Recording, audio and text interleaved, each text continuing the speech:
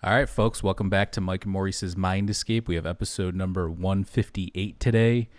We're going to be talking about a little bit of science news and alerts, like all the recent archaeological findings and megalithic site findings and all that kind of stuff. Before we get started, why don't you head on over to Indra's Web, and I'm sure you've heard me mention it many times on this before, but go to indrasweb.org and sign up to get an alert when the app goes live, which should be soon. It's literally an app dedicated to connecting open minds. So if you have some sort of theory or hypothesis, whether it be fringe or, it's just, we're just looking for rational discourse on there. So go check that out. Yeah, good friendly atmosphere to get those ideas out there. For sure. And then head on over to our Patreon at patreon.com/mindescapepodcast. For $2 a month, you'll get exclusive content and episodes.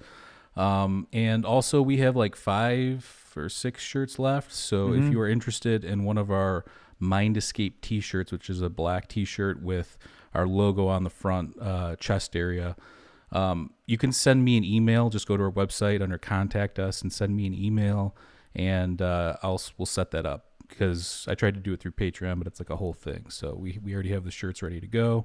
So again, just send me an email. We'll set it up. And that's it. We tried to get this episode in. What was that, Friday? Yeah. And your power went out literally during the middle of the episode, which was weird because your background got all dark, but you were still talking and I could still hear you. So that was the weird. I don't know how that happened. Yeah. I don't understand that, but I guess it gave us a couple of minutes to chat before it all went complete. Yeah, it was weird. That kind of stuff happens, especially when you do a live show. So I mean, it wasn't even raining that hard. It was a little wind and some rain, and then I lost my power for 24 hours. Yeah, it's crazy. Yeah, you've lost it a few times here recently. They gotta fix that over there. The grid I'm on is so weak, because our power will go out, but all the neighbors like across the street, they have power and stuff. So we're on some kind of a little parcel that's just not the best, I guess, because we seem to lose it every time something blows in. Yeah. Well, I mean, we're doing it now. So, but yeah, I rounded up a bunch of articles from our Twitter page, our Twitter feed, things that we've talked about recently, recent news that's come out, just having to do with ancient civilizations and archaeological finds and megalithic sites and all that kind of stuff. So that's what we're going to be talking about here today. And let me pull that up. All right. So there's a nice little pic of Stonehenge there. All right, so this was one that came up recently. The headline read Atlantis and Michigan ? So a team of non-scientist Native American tribal citizens may have stumbled upon one of the most important Great Lakes archaeological finds in recent years.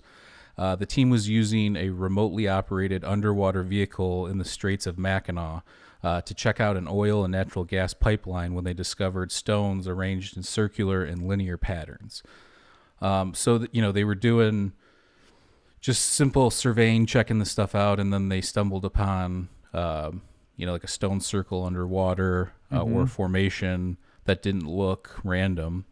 They found a decent amount of these, I think, in different parts of the Great Lakes. So I think that there's been a couple in Lake Huron as well, and there's one up in Traverse Bay that we've talked about before. So the last time the Mackinac Straits were above water was roughly 10,000 years ago, at the end of the last ice age, which would have been roughly around the same time as the Younger Dryas impact, possibly. In 2009, a team of archaeologists from the University of Michigan discovered similar stone circles in Lake Huron near Alpena. There have been previous reports of the Straits of Mackinac having underwater sites as well. So this was kind of like a new discovery and kind of not. I think, again, that there's been some suggestion that there are some of these stone circles and alignments and stuff underwater. But, I mean, I think I think the Great Lakes is probably the best opportunity to do some of these underwater excavations, because I think that the ocean's probably just too rough. But I know Right. some of the spots in the Great Lakes. I mean, we grew up in Michigan, so we know those lakes and water better than most people. And I can tell you that, yeah, some of them are rough too. I know Lake Superior is one of the deepest Great Lakes, but there's also probably a lot of spots where it's somewhat shallow, and they could probably get some divers and stuff down there and find some stuff. Yeah, we've been talking about it for a while. I like to get my explorer hat on and go to some of these locations on the land. But if there's some ancient stone structures on land, there's got to be some stuff under the water, I would think. Well, I know Michigan, it was through the end of the last ice age and the glaciers and everything, and that created the Great Lakes and all that kind of stuff. You're right. There has to be something. If there was people even living remotely nearby, there's got to be something there. Mm-hmm. And there's another article we'll talk about later about the first peoples in America and how the Clovis first paradigm has pretty much been shattered, and there's even more evidence to, prove that wrong, that we're going to get into here as well. Also in 2007, an underwater archaeologist from Northwestern Michigan University discovered an underwater stone site in Grand Traverse Bay in Lake Michigan. One of the stones has what appears to be a mastodon carved into it. So I can only find one picture, and I don't want to, the whole copyright thing, but Right. You can look online, and it does, the outline of it does look like a mastodon. It could be, a case of few people having pareidolia, but I looked at it. I don't think so. I think it does look like some sort of carving in there, which would be kind of cool, in my opinion, for there to be a site where they're finding that kind of stuff there. I think what I was talking, where was I telling you to go to film one of your shorts? Port Sanilac. Oh yeah, Sanilac has some petroglyphs. You should definitely go there and check that out. Well, that's not far at all from me. That's like an hour and 10 minutes. Yeah. But I thought that this was a good one to start off. It's close to home. We've talked about this before. Actually, one of the first ideas, because we have been, well, before this whole thing went down here in the last 7-8 months, we were talking about trying to do a documentary, and we were going over different ideas, and one of the ones that we settled on was near-death experiences, having known some people personally that have had real near-death experiences and stuff like that. Mm-hmm. But we tossed around, didn't I tell you, like ancient Michigan, like let's do one on, so that would be kind of a cool idea now that they're finding more stuff, if you were able to actually dive and find some more stuff. But I know you're not doing that kind of adventuring. I would love to get certified in the diving. We were talking about the scuba stuff before, and my sister's honeymoon in Thailand, they trained them in Lake St. Clair. So yeah, I don't think it's that crazy, but I do think that when it comes to this stuff, it's almost near impossible to find some other things. But that would be phenomenal if I did come across something though. Put us on the map, baby. you grab it, you pull it up, they're like, and you're going to jail. You're not allowed to touch that. I find some like UFO down there or something, You're straight to jail. Yeah, you broke the mastodon hoof off, and yeah. So that's that story. Let's keep an eye on that and see what happens. And I'm gonna put all the articles, like the links to all the articles from all these stories, down below after we're done with the video, so you can check out these links and read the whole article. Some of them are scientific papers as well. So, okay, this one just came out recently. Ancient Mayan sophisticated water filters. So a few multidisciplinary researchers from the University of Cincinnati have discovered sophisticated water filters at the ancient Mayan city of Tikal. The filter system at the Corriental Reservoir utilized the minerals crystalline quartz and zeolite. Those same minerals are still used in water filters today. The minerals that were mined, the quartz and the zeolite, were mined roughly 18 miles northeast from Tikal at Bajo de Azucar. The filters would remove harmful microbes nitrogen-rich compounds, and heavy metals and other toxins found in the water. This site in northern Guatemala was the first of its kind 2,000 years ago in the ancient New World. So I think in like Egypt and other places in like the Mideast and stuff, they did have certain filters, but I think that this sophistication wasn't even seen till later in Europe. So from what I read in the article. That's awesome.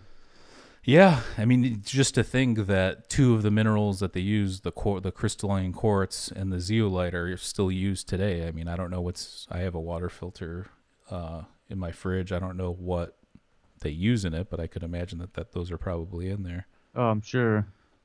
I mean, don't they? I've seen stuff like survival shows too, and what they tell you to do if you're stuck out in wilderness and there's no fresh source or spring or anything.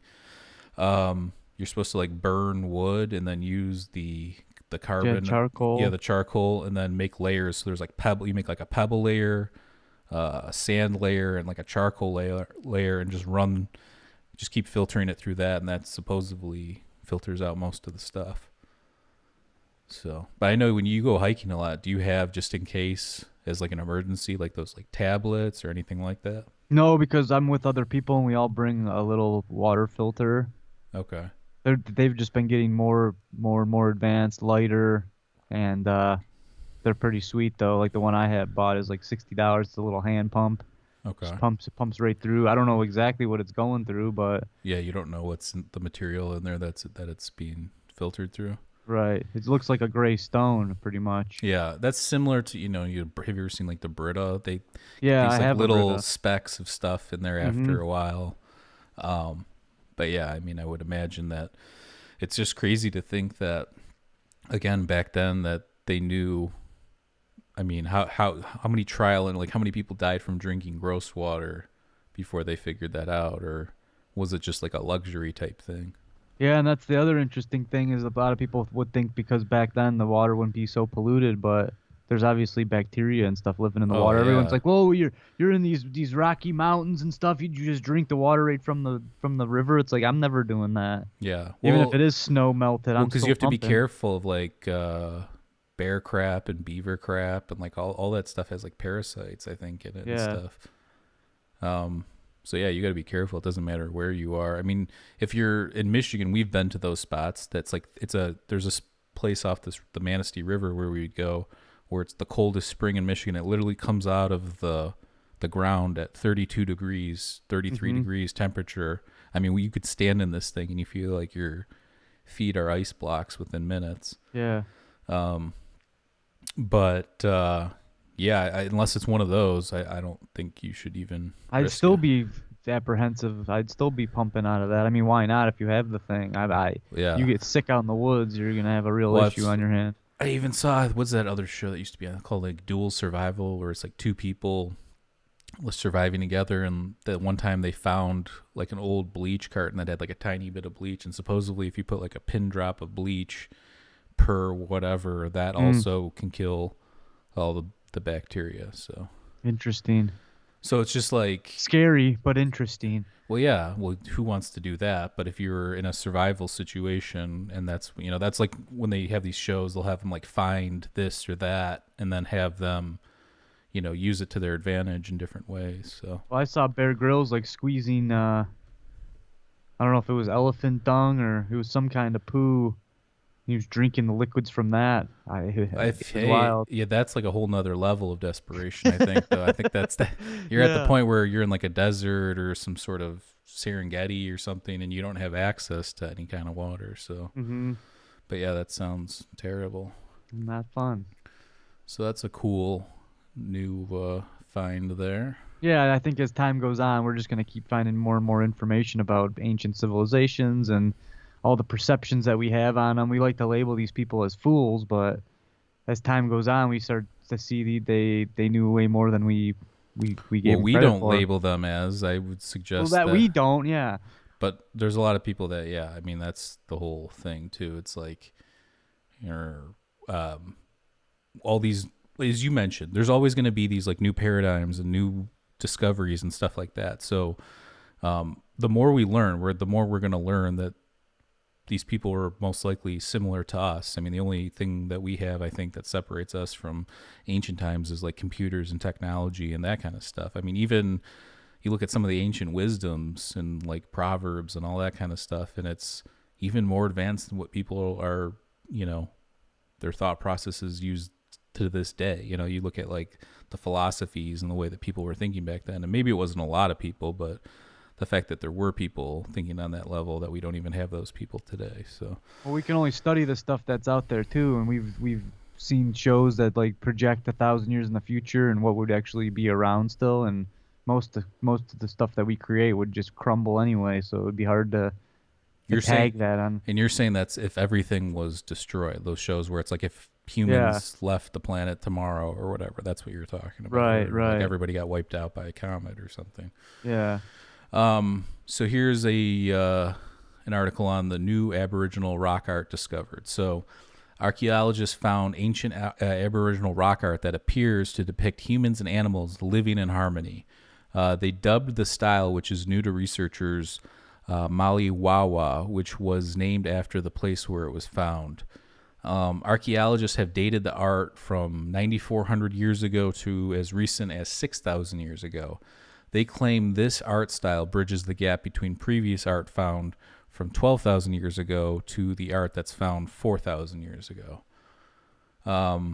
The message of this art appears to be humans and animal relationships, and it contains the oldest depiction of the marine animal known as the dugong, I believe is how it's pronounced. So I think that's like a manatee type marine mammal, if I'm not mistaken.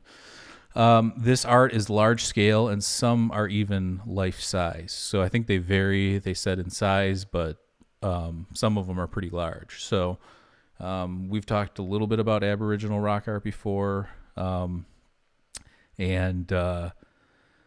it's interesting. I think that you find some of those ancient handbags that we've talked a lot about many times that are found all over civilizations across the world since the beginning of cave art and hieroglyphs and relief carvings and whatever else.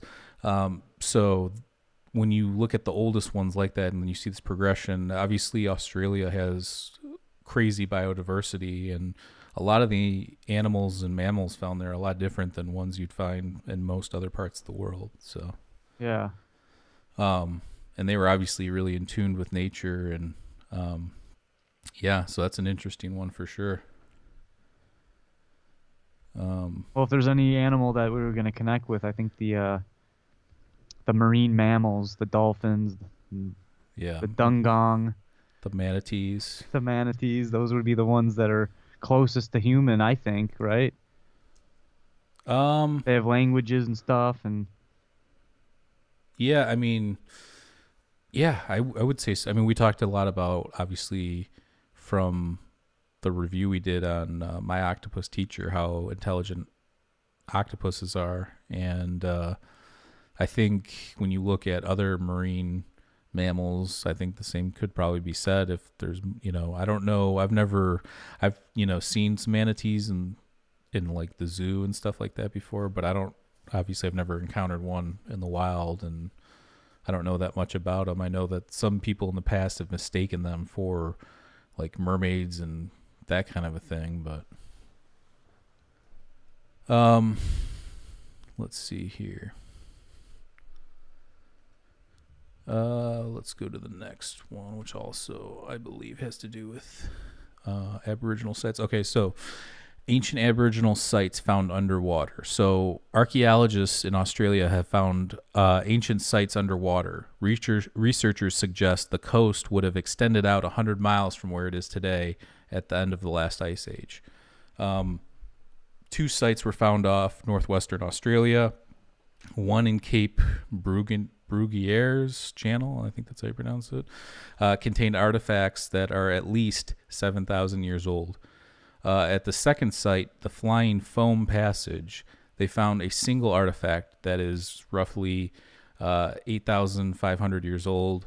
They're trying to get legislation passed to protect and preserve these sites for further research. So this one's interesting because when you talk about the land bridge, Sundaland that Uh-huh. connected Australia to Indonesia, and possibly even or even as recent as the Younger Dryas era. Um, you start looking at some of these other things, like obviously this is possible that people were getting back and forth through the land bridge. And if they're finding stuff at 7,000, 8,500 years old, and this is probably right off the coast too, so they're probably finding this stuff not even that deep of water. If they're trying to preserve it through laws and legislation, hopefully they get to some of the deeper spots, or maybe the harder to reach spots, and maybe they can find something even older. Yeah, I don't think they should have a problem getting legislation on this, right? I mean, yeah, who knows? Well, isn't the whole world up in arms about preserving the oceans Yeah, and things no, like no, that? you're So, right, but I mean, you'd be surprised when people that have millions to be made or lost or whatever. right. That usually dictates things, or makes What's things complicated at what's least. going on with the Great Barrier Reef there? Isn't there an issue? I think, um, Let's see. yeah, there isn't. Well, corals definitely having some issues. Coral reefs. I know some of them are dying. What did I see? Something about like, because the warmer temperatures, stuff like that. Some Oh, of the okay. warmer sea level or warmer seas have some sort of effect on coral reefs. So, I mean, who knows what's going to happen there? I don't know enough about coral, but I do know, like I said, that money talks, and just because something is noble and will help figure out our past or the ancient past or whatever, that doesn't necessarily mean it's a given that that's going to happen. So, So I just typed in the threats to the barrier reef and climate change. The growing combination of raising water temperatures, poor water quality, and sediment runoff and pollution are mm, causing uh, yeah, massive harm to these yeah. I want to say, reefs. did I see bleach or something? Like bleach has some negative effect too. I don't know, but yeah, it's crazy. But But yeah, it we get. also says severe cyclones and crowns of thorns, starfish outbreaks.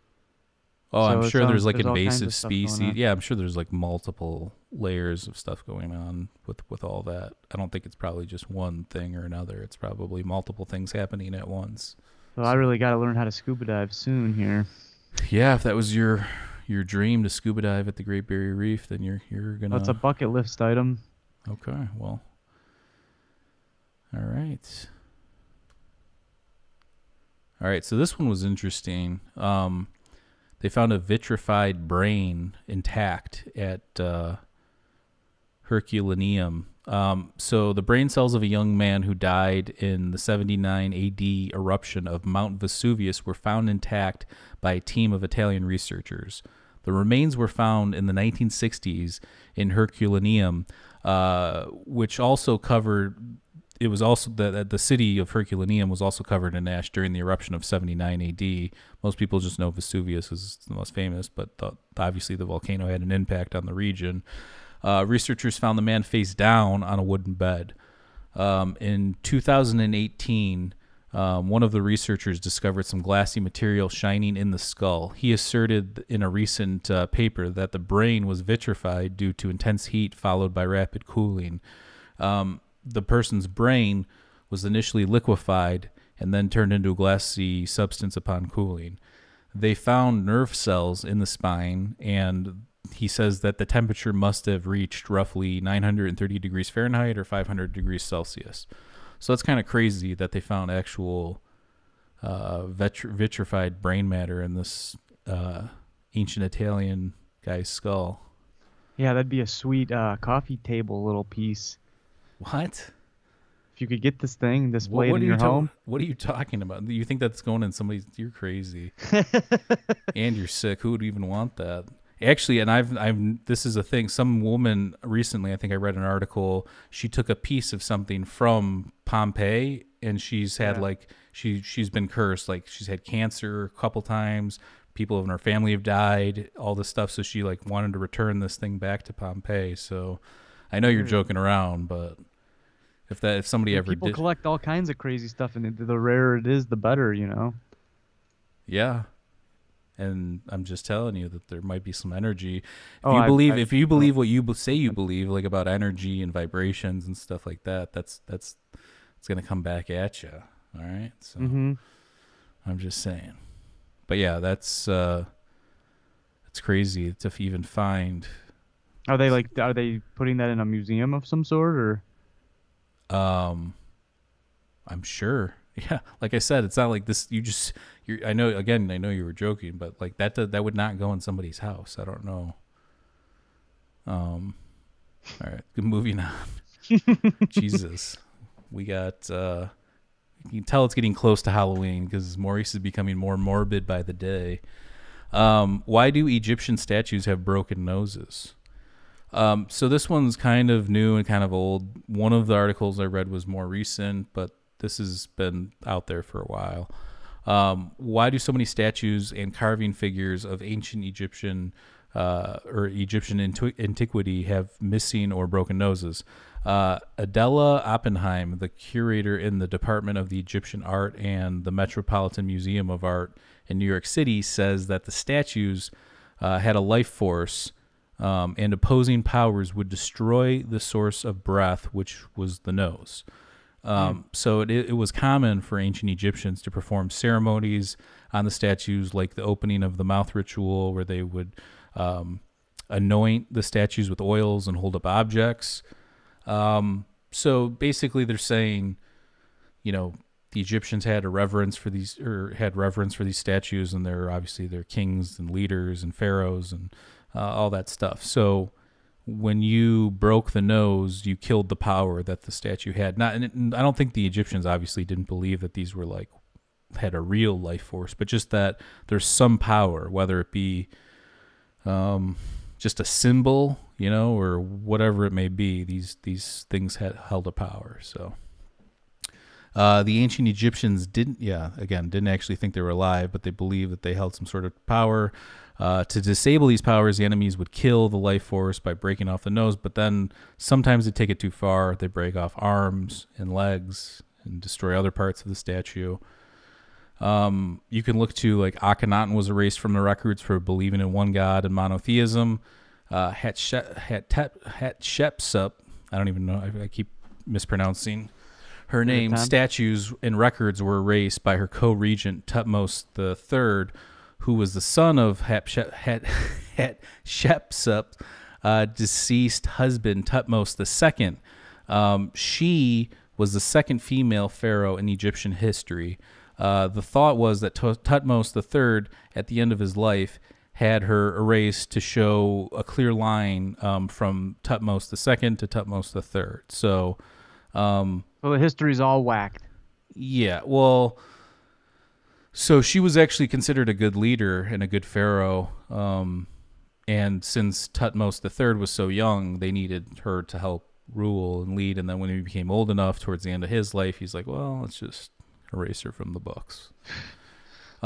Which, again, is not uncommon. And you look at Akhenaten, and when you believe something that the next person doesn't uphold or believe, there's a good chance that your memory's not going to be lasting much longer. Yeah, that's it. But I mean, it depends on, I guess, what dynasty and what time period and stuff, because I do know obviously a lot of stuff's well preserved too, so it just depends on the situation. All right, moving on. Okay, sticking with the ancient Egyptian theme here for the next couple ones. 13 sealed ancient Egyptian coffins found. So 13 wooden coffins dating back 2,500 years were found in the desert necropolis in Saqqara, Egypt. The dry tomb complex stayed intact for millennia, helping preserve the wood coffins, and some even still have the paint on them, the original paint on them. Saqqara used to be the necropolis for Memphis when it was the capital of ancient Egypt. The experts are saying that these coffins contain people that were working or middle class, and they have not identified them by their names yet.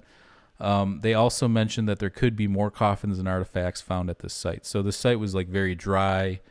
There was a few different layers protecting it. So They said it was very well preserved compared to other sites that are similar. But I mean, you know, when you look at all that kind of stuff, we did that magical Egypt, or not magical Egypt. After, what was that? Egypt Live. That's what we were. So when Egypt Live was like, they unveiled one of the high priests of Thoth, I think was one of the people that they found. But when we did that afterwards, that episode is probably one of our more watched episodes by random people, just because it like got trending or whatever. So like our normal fans, you know, we talk about this kind of stuff all the time. There's a lot of people that weren't happy with all the stuff that we were talking about with like Zayuwas and all that kind of stuff. But because I guess a lot of people love them, even though there's a lot of people in the alternative and people even in the even academia that are not huge fans based on some of the stuff that he's done. So it's just one of those things where I think that when you look at these unveilings and stuff like that, I don't know if they should do the live thing. It just felt like staged or cheesy or something, I right? think that we came to that conclusion that there was we did. There was a level of stage. Yeah, like write a nice thing about it, put all the pictures out, do some sort of unveiling or whatever. But I think the whole, when you do like the live thing with, you know, what was it? Josh Gates was from Expedition Unknown. That was it just felt weird. I don't know. Well, that's what we see in a lot of the apparent live TV today. The stuff's scripted and it's controlled. Yep. All right. So ancient Egyptian papyri ink contained lead. Researchers analyzing 12 ancient Egyptian papyri fragments with X-ray microscopy found that the ink contained lead. Researchers believe that the red and the black ink that was used in the papyri that they found with lead. The lead wasn't used for the ink, for like the pigmentation or anything. The lead was actually used as part of the drying process. So now they're going to look into more of these techniques because it's found also in, I think, 15th century Europe by painters, where using lead paint helped the drying process, maybe even helped preserve it more, something like that. And the researchers also said that the temple priests did not make the ink themselves. They, you know, it was a well-known technique for the time, so they either advised people or had other people do it. Yeah, something like that. So, that was. We'll move on from ancient Egypt here. I think that was the last one on ancient Egypt. This one's interesting. So again, this is kind of an old discussion thing, but there was a recent article on them and or on it, and it's, could ancient people see the color blue? So there's evidence that suggests people could not see the color blue in ancient times. Most humans are currently able to see roughly 1 million colors, or like different pigmentations, or I mean, you know, different variations. In the 1800s, scholar William Gladstone noticed that in the Odyssey by Homer, he describes the ocean as dark, wine dark, and other hues. So, I mean, just think about that. Why would you describe the ocean as wine dark? Yeah, Isn't that a weird... I mean, even on like a stormy night, it's still like a really dark blue, right? Yeah, to my eyes. Yeah, so that's what I'm saying. So going through, you know, the Odyssey, that was something that they picked out. And then somebody named Lazarus Geiger, who was a philologist, a philologist is somebody that studies languages, researched this idea further and analyzed ancient Icelandic, ancient Hindu, ancient Chinese, Arabic, and Hebrew texts to see if they used a name for the color, and he found none of them mentioned blue. The Egyptians were actually the first civilization in the world to have a word for the color. They were the only known culture that could produce blue dyes. From there, the awareness of the color spread throughout the modern world. So psychologist Jules Davidoff and his team worked with the Himba tribe from Namibia, and in their language, there is no word for the color blue, and there's no real distinction between green and blue. So I was reading the article, and they show these pictures, these tests that they gave these people, and it had it was like a clock, like almost had like a bunch of, like almost in this formation of a circle or a clock, and there was just different templates of blue, and then there was one green put in there. And supposedly through the tests, they weren't able to distinguish the blue from the green since they don't have a word for the color blue. So I found that was kind of interesting. So, I mean, this is one to like ponder. So, without an ancient word for, blue, did it exist? Like, was it actually there? And what does that even say about reality? So if you don't have a word for something, you could create a word for it or whatever, but it's got to be like mutually shared between people. So, and this is a philosophical debate that's happened too in the past, where it's like, is what I see as red the same thing as you're red? You know what I'm saying? Oh, we've seen that with those online little tests about the dress and things like that. Oh yeah, and they do it with like sounds too. Like so what does that actually mean for our senses? Like if you obviously the sky is blue, or what we call blue, but if somebody didn't know that, like, it's just hard to think about, right? Like try and think about it through the eyes of somebody who wouldn't know what blue is. It's almost impossible.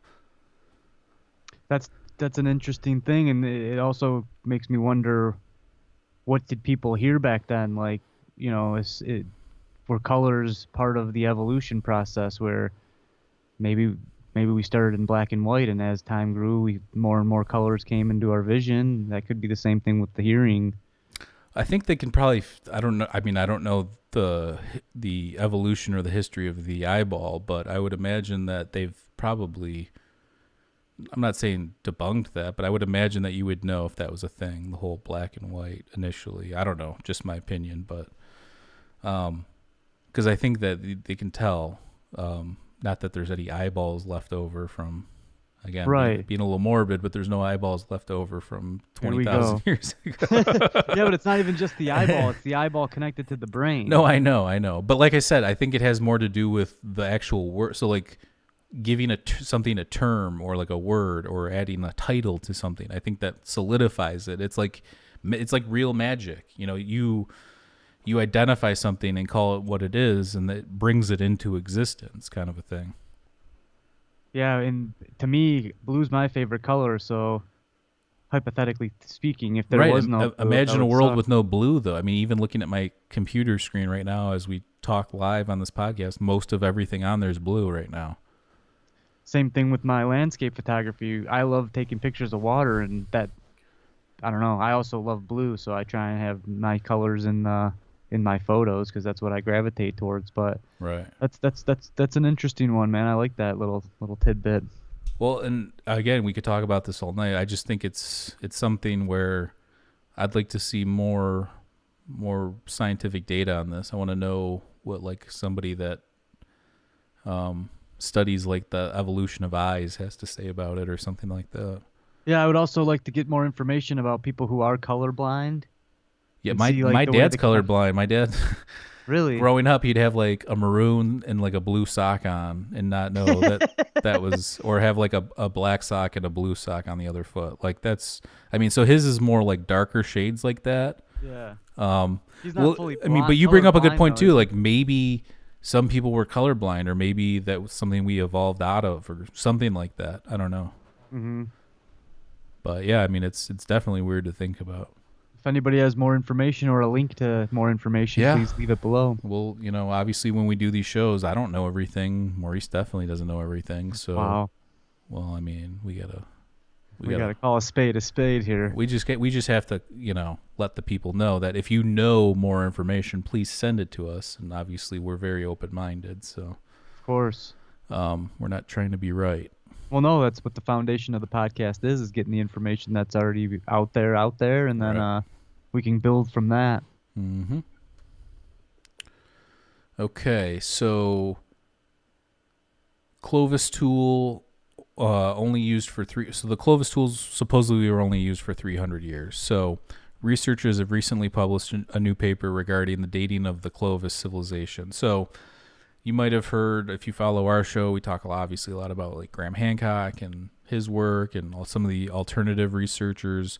And the idea of Clovis, the Clovis first civilization, is that people came over from Beringia or over the Bering land bridge roughly 15,000 years ago, and those were the first people into America, both North and South America, and that's what a lot of archaeologists believed until recently. So, the tide's starting to turn a little, but you still have people grasping at this Clovis first still for whatever reason, which is beyond me. Because I think while I know there's scientific method and you have to go through the process and hypothesis and then theory and all that stuff, I do think that it's very short-sighted at this point with all the data out there to think that only that North America and South America were so out of the realm that people could have gotten there just 15,000 years ago. That's nothing. So somebody didn't float over on a man-made boat or whatever. Is just, that sounds crazy to me, but whatever. Well, it's a lot of these older people that hold the power, and it's almost the same thing with cannabis. Everybody's clinging to these old laws and old thought processes, and as soon as the younger people come into power and the younger scientists and researchers start to bubble up, I'm sure a lot of these things will be changed. Yeah. So the researchers tested and dated bones and artifacts that showed Clovis tools were used from 13,050 to roughly 12,750 BC. That's only a 300-year period where Clovis tools and spears were used. So 300 years is nothing for supposedly this first people in America. You would think if it was the first peoples of America 15,000 years ago that they had been using the Clovis for a while, or the Clovis tools for a while, or had used them for a long period after they got here. That would just be, if that was the case, that's what I would think. But now that we know that it's only a 300-year period based on all the data and the stone tools that are found, then I mean that's nothing. Yeah. But people, as humans, we also evolve fast now. So what we were doing 300 years ago was nothing near what we're doing now. So, I mean, you could look at it like that too. I guess it just depends on how you want to look at it. The samples that they used that they dated were from South Dakota, Colorado, Pennsylvania, Ohio, Virginia, Montana, and then 2 sites in Oklahoma and 2 in Wyoming. The researchers noted that the Clovis people showed up 300 years before the demise of the megafauna. So they're saying that, I know in the paper it's almost suggesting that, so we know about the Younger Dryas impact hypothesis and how that comes into play with the megafauna and all that. But they're saying that maybe the introduction of these Clovis tools was the downfall of the megafauna, the woolly mammoths and mastodon, whatever, Mm-hmm. So, I mean, that's kind of what they're saying. So I think they're still trying to protect that they're holding on to that idea. Story. Yeah, they don't, a lot of people don't want to believe that it's possible that there was a comet or asteroid impact 12,000 or, back then. Yeah, it's laughable. So, researchers and authors like Graham Hancock and even Dr. Gregory Little, who we've had on the show before, who wrote, co-authored Denisovan Origins, has been saying for years that the idea of Clovis people were the first peoples in America is absolutely nonsense. New archaeological finds and data show that the Clovis first paradigm is at best outdated. There is a 15,000-year-old site in Idaho that they found. So that one still fits into the Clovis kind of. The Cactus Hill in Virginia is between 16 and 20,000 years old, which pushes that obviously back that 20,000-year-old date. And then the one that they point to as like the Clovis first model would be the Monte Verde in Chile, which has a range, by the way, of 15,000 to 33,000 years old, but they lean heavy on the 15,000, and sometimes it creeps up to like the 16, 17 based on stuff that I've read. But they're most recently, and this will go to the next slide, is they found evidence of people living in caves in the mountains in Mexico that date back to 30,000 years ago. So, and we'll go there now. Well, 15 to 33 is a big swing. Well, that's what the dating, the deeper levels shows possibly 33,000. So that's why, again, they'll always err on the side of whatever the lower number is when it comes to this kind of stuff. They'll never push the timeline unless they actually have hard evidence that 100% backs that up. Yeah. Humans in Mexico 30,000 years ago, question mark. Archaeologists excavating, I don't know how to pronounce this, Chiquihuite, I think Chiquihuite cave in the mountains of central Mexico have discovered evidence that people lived in the area more than 30,000 years ago. So they found hard evidence too. They found roughly 2,000 stone tools, and 239 of those were embedded in gravel that was carbon dated to between 25,000 to 32,000 years ago. So, I mean, when you just look at that. So now the thing, here's where the skeptics come in. So the skeptics in the article said that, okay, so you found the 2,000 stone tools, and some of these were other sites in the area that they combined to, but 239 of them were found embedded in gravel. So some of the earlier archaeologists and anthropologists who were commenting on the articles are saying they're skeptical, and they're saying that like an animal in the cave could have pushed these tools deeper into the layers of sediment or burrowed or pushed them down in there. So, I mean, is that possible? I guess, but I guess, when you look at the situation, it's 239 of them though. I mean, that's kind of a lot. Yeah. It's not like one or two, possible, it's not like they found one in like a lower sediment and they're like, oh, 30,000 years ago, it's 239. So, I mean, yeah. The team leader, Cyprian Ardelaine, says he is an advocate for lost groups. So the guy that ran this excavation was saying that he believes that just because there was people there doesn't mean that those people were part of further evolution, meaning that whoever lived there could have just died out, but still, if existed. So people could have existed there and then not been part of like the evolution of humanity to where we are today. So if you're talking like genetics and stuff like that, it's possible that some of these, groups of people didn't make it through, and then we're just not part of the tree going forward.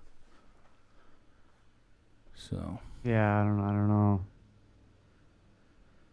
I mean, that's just, again, some info getting thrown out there.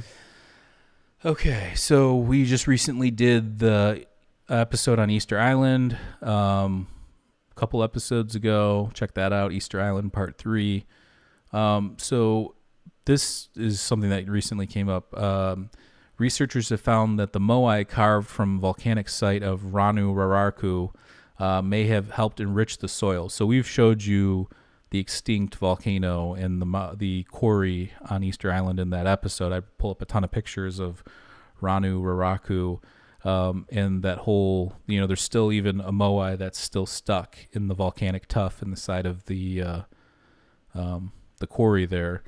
But they're saying that the minerals that were in those Moai helped enrich the soil. So the chemical analysis of the soil near the quarry showed high levels of calcium and phosphorus, which would help plant growth and create high yields. Everywhere else on the island has worn out soil that's devoid of necessary minerals. Researchers suggest that the Moai could have been overlooking gardens. That's another theory that this person was mentioning in the article. But I think that the mythology correlating the significance of the Moai and why they look inwards and only 7 look outwards, which are the 7 scouts found at Ahu Akivi. I think that's probably has more to do with the history and the culture of the Rapa Nui people. So that's just my opinion. And less of practical people thinking about having some sort of crazy garden scarecrow type thing. Yeah. If this is true, then that wouldn't this was my question, is if this was true, wouldn't the good soil be more dispersed from the mudslides that supposedly covered the Moai. So we've talked about that, the deforestation and then the possible mudslides. So there's different theories on why the Moai, especially around Ranu, Raraku, are so covered up to their necks. Like some people just think that on Easter Island that there's just heads. They don't know that those are whole structures or whole bodies.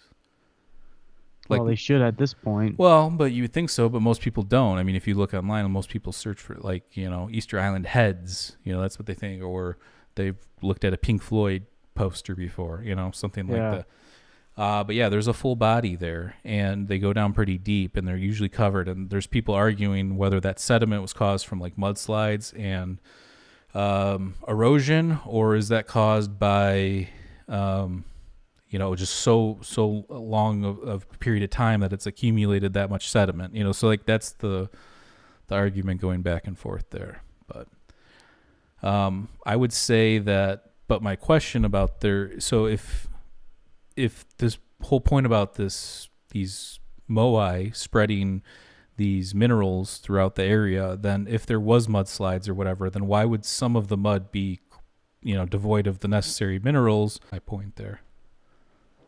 Yeah, well, that's a good point. Yeah, I mean, I would love to ask some of these people that write these articles these questions. Let me ask you some common sense questions, folks. All right, moving on. Oh, I did. Okay, so a couple people commented after our Easter Island Part 3 episode I talked about the genetics and how the recent study with the genetics having to do with pre-Columbian Native American genetics that are found in the Rapa Nui people. So there's the correlation of megalithic sites that Thor Heyerdahl made, which is what I'm bringing up here, which at the top there on the left and the right, you have Easter Island, and that's Ahu Vinapu, and those are basalt blocks. So those top two, that's basalt, and that's on Easter Island. And then the bottom two is Sacsayhuaman in Peru, and so dry stone walls are stone walls that have been put together with no mortar. Like there's no filler in between.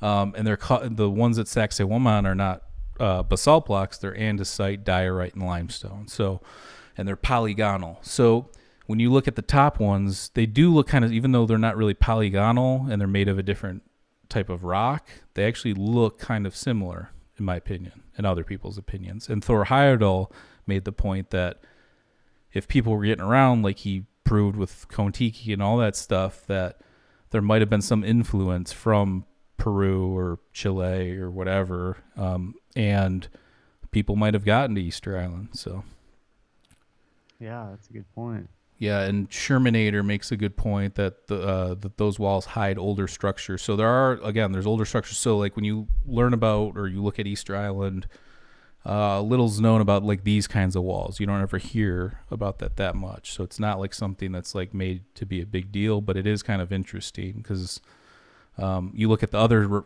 walls that are around Easter Island and they're like sea walls. It's kind of like sloppy cyclopean masonry with like littler rocks, and then you have like the ahus, which I mean are kind of look like a thin, it's like the altar for the Moai, and those kind of look similar, I guess, maybe like cut down a little bit, but yeah, and I don't think they know where the basalt came from around Easter Island. There's been suggestions that Jacques Cousteau found possibly the basalt quarry that would have been off the coast there. So yeah, I just wanted to bring this diagram up because people did mention it when we did that episode, and I didn't add it in there, which I should have, because it is a good correlation there.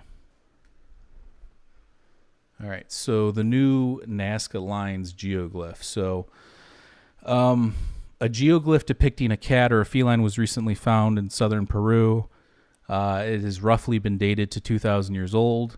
It extends roughly 121 feet across, so that's pretty big.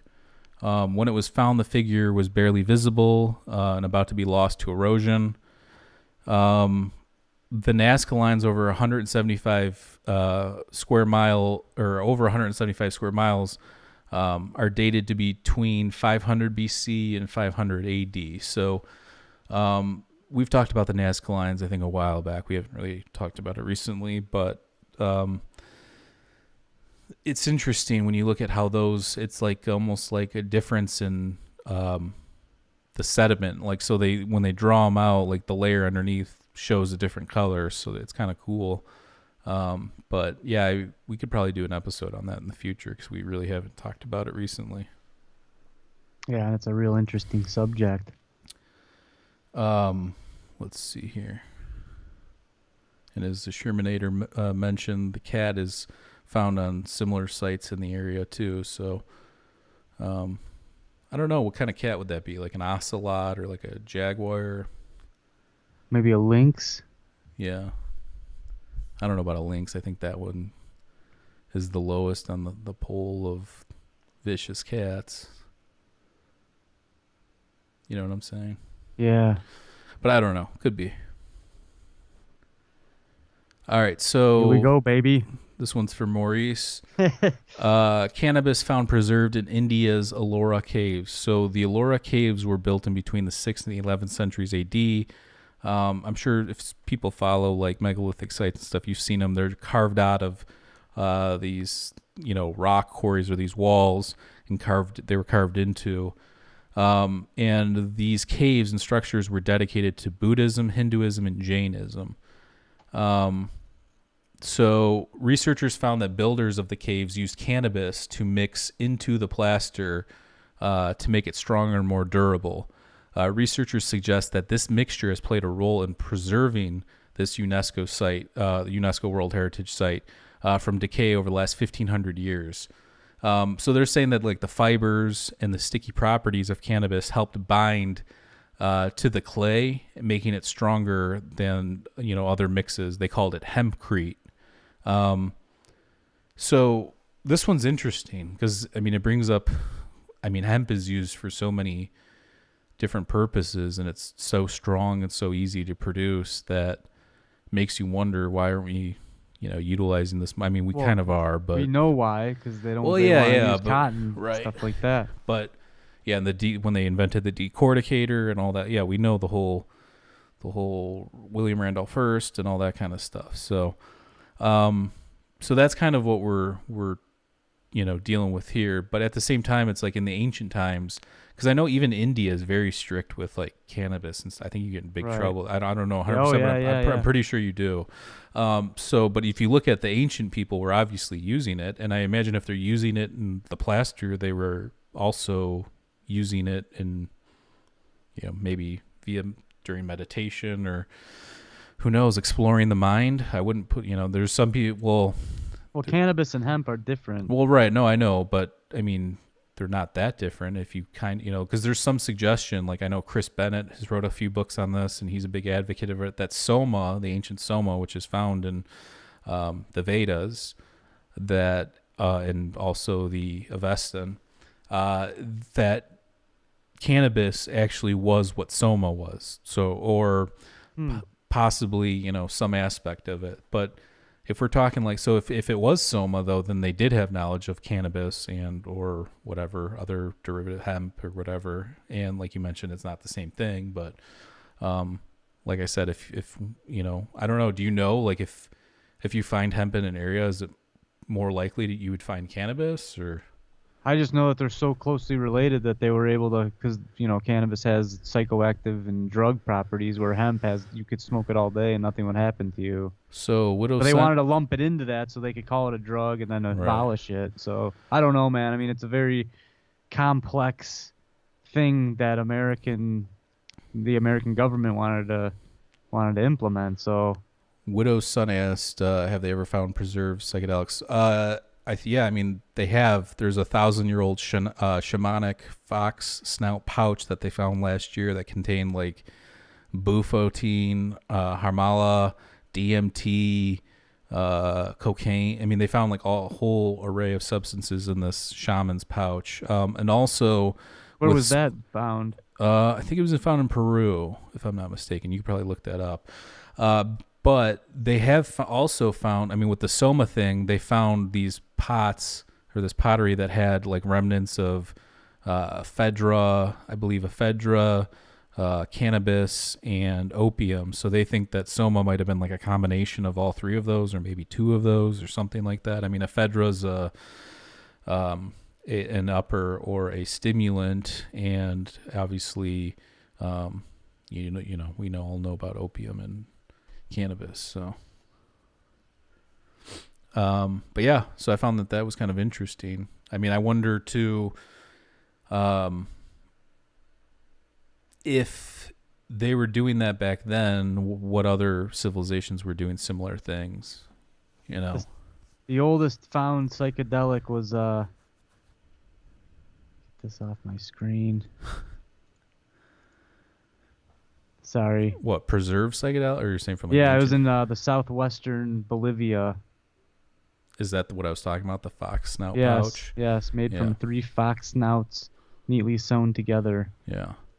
So that's there you go. Yeah, and even if you look at that show Hamilton's Pharmacopoeia, he does an episode on 5-MeO-DMT, which comes from Bufo alvarez, which is the Sonoran desert toad, and that the desert toad excretes it from its glands, and then people dry it out and then smoke it. So he was saying in that episode of Hamilton's Pharmacopoeia that he went through like the history of it, and he can only find this manual from like the 1980s where some guy juiced one of these toads by accident and touched a cigarette and then lit the cigarette, and he had a DMT experience. So who knows if that's 100% true? And you can look up that episode. That's actually a really good episode of Hamilton's Pharmacopoeia, the 5-MeO-DMT one. But yeah, I mean, it just goes to show that ancient people definitely knew what was going on with psychedelics and psychoactive compounds found in nature, that kind of thing. Mm-hmm. Okay. So the mystery of Stonehenge's origin. The mystery of the origin of Stonehenge's Saracen stones have been ongoing for the last 400 years. Researchers now know that 50 of the 52 Saracen stones came from the Westwood site of Wiltshire. It's roughly 25 kilometers north of Stonehenge. So that's not, for those big stones, that's not that close. Yeah. I mean, that's a bit, you got to do a bit of work there. I mean, the Stonehenge things, I don't think it's as big of a mystery in terms of, because I think they've shown obviously it's possible, but I think when you're carving something that large and dragging it, or however you're doing it, I mean, I know the Moai, they suggested that if you put they've shown actually that you can do this. They've made an exact replica of one of the Moai, and then they take a rope on one side, tie it around the top, and the rope on the other, and then they one guy pulls on one end, wiggle it. One guy, and the Moai slowly walks forward. So obviously, I don't know if other civilizations were utilizing that technique, or if they were just dragging them, or using dollies, or I mean, who knows? But yeah, that's not that close. The team turned to X-ray fluorescent spectrometry to match the stones to the original quarry. Microscopic and macroscopic analysis was not effective because of the amount of quartz. They used a core sample taken in 1958 to match the sample found at the original location. So they used an old sample and new techniques to match it to this quarry. So, but if 50 of them were found, then what are these other two ones? Yeah.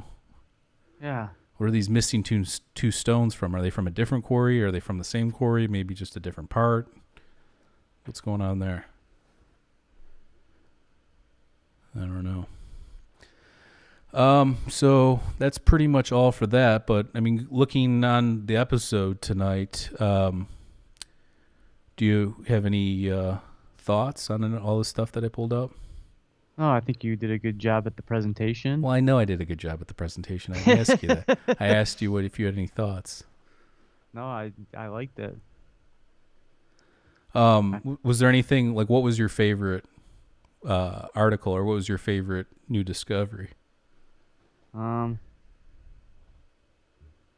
like the cannabis stuff. Of course. The one article on cannabis or hemp used as for hempcrete. Yeah, I liked the conversation around the whole color thing, and could ancient people see the color blue? Obviously, I love all the possible stone formations at the bottom of the Great Lakes and the Yeah, I do ancient like the Atlantis civilization. and Michigan. I think Yeah, that's something that because I live here, obviously. I think there's plenty of exploring I can do. I go on trips every year to Colorado or somewhere out west, but there's a lot of stuff in Michigan that I kind of overlooked and need to sink my teeth into. yeah. I mean, I'd eventually. I mean, if you want, we could probably, if this whole thing blows over here in the next however long, maybe next summer, do like a Isle Royale type thing. I've always That's wanted to check. yeah, that's not close, but yeah, No, that'd be I sweet. know. If I'm doing a trip, I'm doing a trip. I'm not, I'm not gonna half-ass this thing. Right. I think in Isle Royale, it's the most concentration of wildlife in America. Yeah, I think they talked about they've either added more wolves or more wolves have been found there recently or something to help control the other populations. And I know But my Wolverines are actually making a comeback too. I think. yeah, not the football team.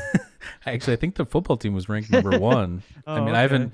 Look, I used to be a diehard Detroit and Michigan, Sports guy. Michigan sports guy, but since I got into all this podcasting and ancient civilization and the mind and all that stuff, I really haven't focused on any of it at all. So, but Yeah, I yeah, never really got into the sports stuff. I was into the Red Wings, but I don't know. There's something about getting actual knowledge that you can use in your life and implement. right. Well, and I mean, sports, they're fun to watch, and obviously they help take your mind off things and just help you get into something. But at the same time, I don't. Again, there's nothing. After I watch a bunch of games, there's nothing to be gained. And I even used to play fantasy football, fantasy hockey, know all the players, all the stats, projections, all that kind of. It just gets old after a while. But yeah, I definitely love this kind of stuff. And yeah, that whole conversation around the color blue and is it um, were ancient people able to see it, or do we need words for things to make them real, or what's going on there? I think that's and I think philosophers have been going back and forth on that kind of stuff for a while. So Yeah, that's a noodle scratcher, and the more in depth you think about it, the more uh, obscure and abstract that becomes. I like that. right, and I mean, you look at ancient Egypt, and they had the color blue because they used it in the dyes and stuff like that. So, um, what was it again? What did the ocean look like to somebody back then? What did the sky look like to somebody back then? I mean, the example was in Homer's Odyssey that he describes the ocean as wine, dark wine. Like, no, you know. So was it like some ancient color blindness, or what's going on there? Yeah. Well, is there any proof that the water looked the same as it does now? That's the other thing. Right. I mean, and you look at we're talking about ancient psychedelic use too. Did that help usher in maybe us observing more of the spectrum? I mean, I see colors and vivid colors under psychedelics that I don't see any other time in life. Well, that's a good point because knowing plants and things, they only see a certain amount. They only use photoactive radiation, PAR, so they only see like a certain blues and reds. They don't see the full spectrum. Um, so I don't know. If plants can do it, then animals might have that same brain pattern. Don't dogs only see a certain color? I don't know. I know is the other dogs. I think one of them see in black and white. I'm not 100% sure. I'm sure you could look that up, but yeah, I know that there's obviously different animals can only see certain spectrums. But again, I mentioned the scientific article I read said that we're capable of seeing up to 1 million different variations. The human mind is. Hmm. So if that's the case, then why is that somewhat new if they didn't even have the word blue? Or is it just the case that the idea or the concept of that was just given, like the blue sky? It's just it's built into nature, But then that you see that study that psychologist did, where that tribe from Namibia, they were shown blue and green, and since they didn't have a word for blue, they could only see the green, so that's a weird one. Yeah. What do you think the most common color is in nature? Yeah. Is it blue? Because it's the vast it might sky. be. I'm just trying to think. Yeah, the sky. I mean, you got to think the horizon above, but it's not blue out every day, and it's not blue everywhere in the world, So I don't know. No, but it probably is blue because the sky is absolutely massive, and then all of the water. You know what So I there have? might be something to that. You know what I have noticed though, when it's blue out here in Chicago, it's really blue. And when I come back home to Michigan and over the summer and it's nice out, there's like a haze or like a grayness over the sky that there's like a different shade of sky in Michigan than here in Chicago. It's like not as clear or something. And I mean, I know we grew up near the water. I don't know, but I'm kind of near the water here in Chicago, so I don't know why that would make the difference. But it just seems like, when it's so blue that there's like a haze in Michigan? You know what I'm talking about. Yeah. That doesn't happen here in Chicago. But here in We are Chicago, next to Detroit, folks. well, you make a good point there too. Maybe industry has something. I wasn't even thinking on that level until you just said that. But that could be the case. Although Chicago has a lot of industry. They too, do, but where I'm at, it's a lot further south. Right. So again, it could be the case, but I don't know. But here at night, you see way more stars where you are because we get this like red glow from the edge of the city, so you can't really see many stars in that regard. Well, I think we found our best topic for the day: the blue. Yeah, I like it. It's not even one of the newer articles either, the newer finds, but. But if you guys enjoy these episodes where we go through recent news articles and stuff like that, I like talking about that kind of stuff. So if you like these, leave a comment, and let us know if you like them, because we could do like physics ones. We could go through. There's a ton of articles out there, and that's all I do pretty much on Twitter is find interesting articles I like and I retweet them or comment on them, that kind of thing. So, is that it? I think that's it. So tomorrow we will be live at 1 p.m. Eastern time, and we have a guest, and it's going to be an interesting conversation. I think sacred geometry and Tai Chi and all that kind of stuff. So check that out. And then I think Friday, if it's not too late for Maurice, might try and do like a Halloween episode where I go through creepy stuff, ancient creepy stuff. So yeah, and there's no shortage of that. No, so most of it's creepy. So, and that's it. So beautiful. Check out our website, mindescapepodcast.com. You can find all of our links on there. We have a blog, we have videos, we have all of our audio episodes. And if we have 5 shirts available. 5 or 6, I don't even know. 5 shirts. 6 shirts. Okay. And I don't know what sizes we have, but if you're interested, send me an email and we'll try and figure it out. We'll get it to you. If you live out of the United States, it might be a little bit extra money for the shipping, but we can figure that out.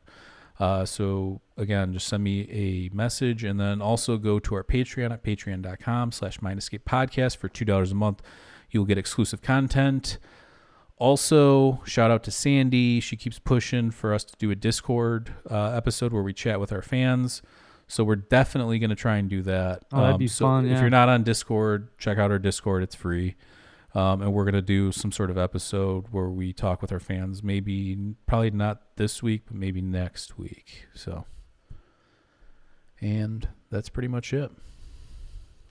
Good talking to you. Glad to be back. And, glad your power's back on, and glad we got this one in finally. And we love everybody. Stay safe out there, and we'll catch you guys tomorrow live. Cheers. Peace.